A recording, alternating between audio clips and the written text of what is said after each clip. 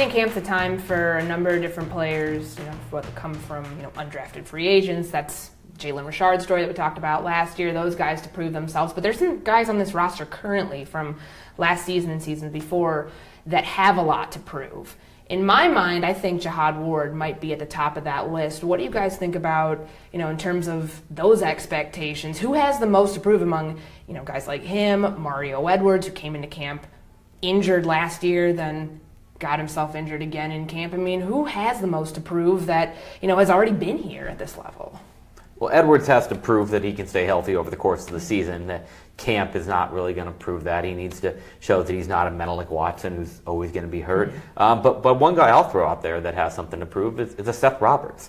He's a guy that's been their number 3 receiver the past 2 years, and last year he disappeared in the second half. Over the final 8 games of the regular season, I believe he averaged 2 catches for 19 yards per game. He had that game in Kansas City, that Thursday nighter. I think he was targeted like 9 times and had 1 or 2 catches.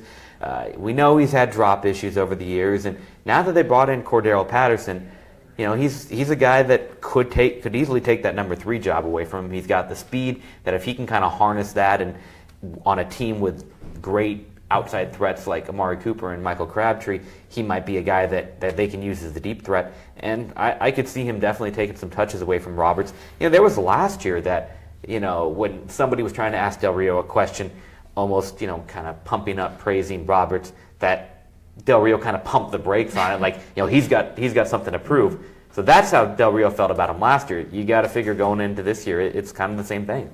Yeah, my guy would be Shalik Calhoun. I think they really need to see something from him as a guy that can sort of pressure off the edge. I think he's come in looking, he looks like he's gotten bigger on the upper body.